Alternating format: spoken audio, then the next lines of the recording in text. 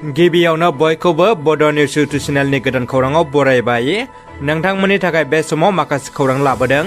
भिडिअखौ जोबजासे नायलांनो दाबाव आरो चेनेलाव गोदानब्ला अन्नानै साबस्क्राइब खालामना बेल आइकनआ अलाव होनानै ला आरो भिडिअखौ लाइक कमेन्ट शेयार खालामनो गुरै खावलायबाय। दानिया फैदो दिनैनि खौराङाव। गिबि खौराङाव दङ बड'लेण्ड मुलुगसोलोंसालिनि भाइस चेन्सेलर प्रफेसार लाइस्राम लाद्दुसिंखौ होखारनांगौनि दाबिजों एबसुआ दिनैनिफ्राय बड'लेण्ड मुलुगसोलोंसालिनि लांगोनायाव 6 अक्ट'निफ्राय 10 अक्ट'सिम गोख्रों खुदिसनाय दिन्थिफुंदों।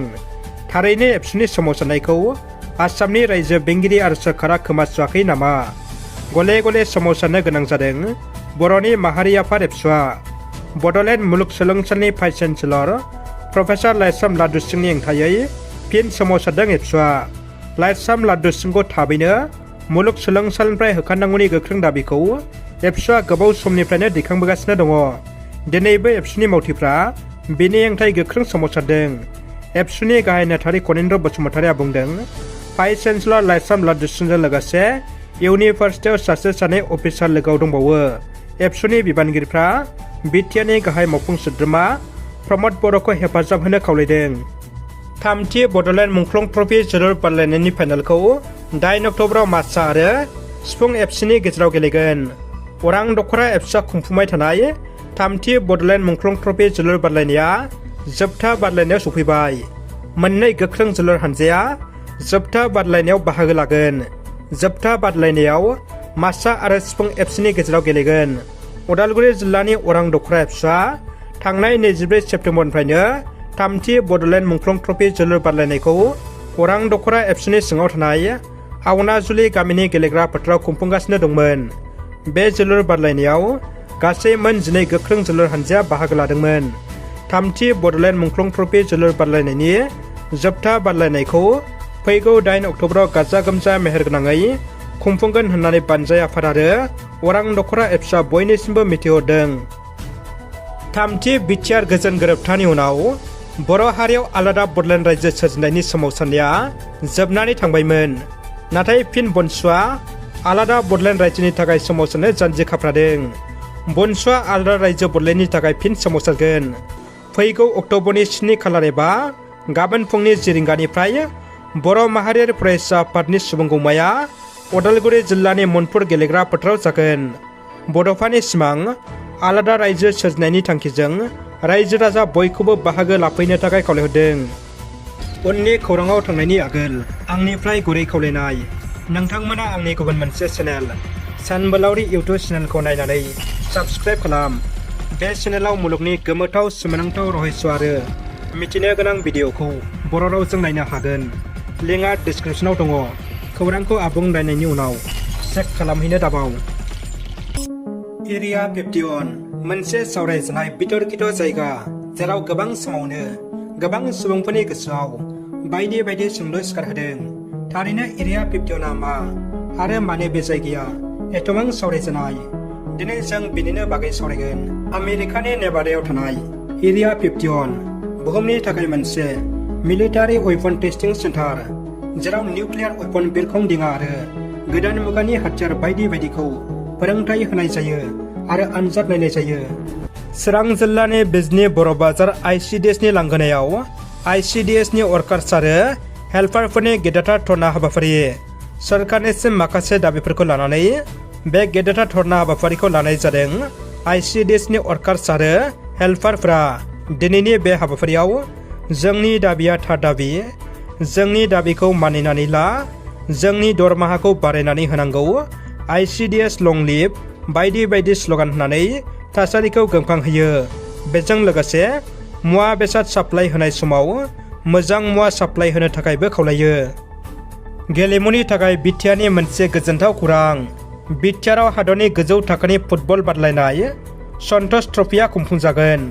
क'क्राझार साइ स्टेडियाम आरो KDSआव सन्टोष ट्रफी ग्रुप D जोलुर बादायलायनाय खुंफुंनो साखाफारा। क'क्राझाराव 8 अक्ट'बरनिफ्राय 17 अक्ट'बरसिम खुंफुंजागोन ग्रुप Dनि सन्टोष ट्रफी जोलुर बादायलायनाय।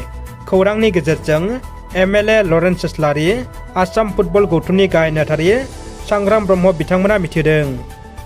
चिरांनि रुनिकाटा PCDCआबो आंनि हा आंनि हादर हाबाफारि खुंफुंदों।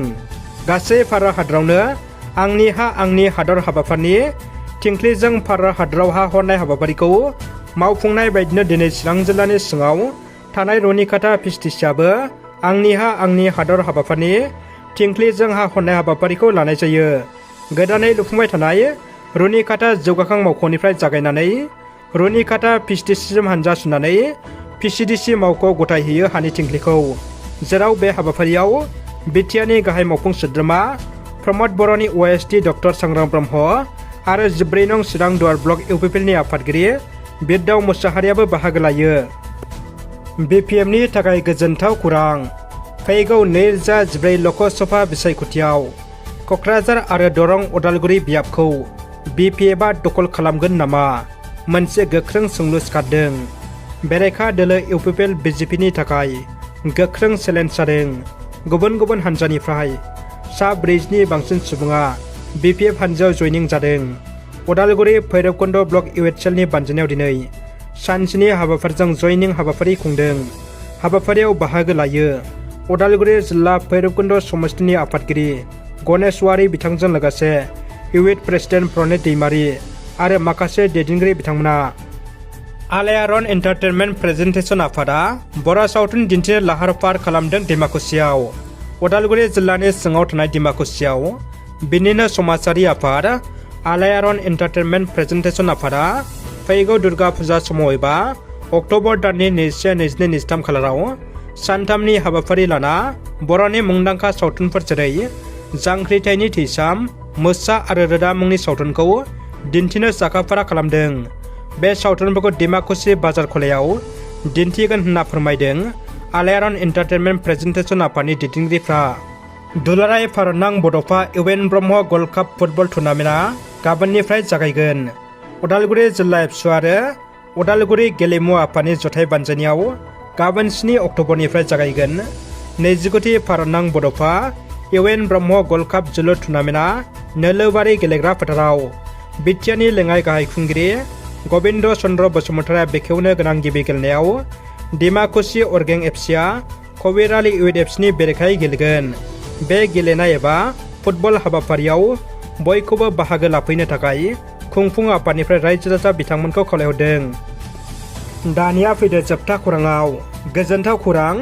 सनितपुर जिल्लानि सिङाव थानाय हग्राजुलि गणेशगुरि गामिनि थागिबि बिफा ललिता केरकाटारि, बिमा आनसिक केरकाटारिनि फिसाला राजु केरकाटारिया नेशनेल किकबक्सिं फेडारेसन NGनि बानजायनायाव 1 अक्ट'बरनिफ्राय 4 अक्ट'बरसिम उत्तराखन्डआव जानाय नेशनेल किकबक्सिं चेम्पियनशिप 2023 आव देरहासार जानानै सिलभार मेडेल मोननानै बर' हारिनि मुं लाखिनो हादों।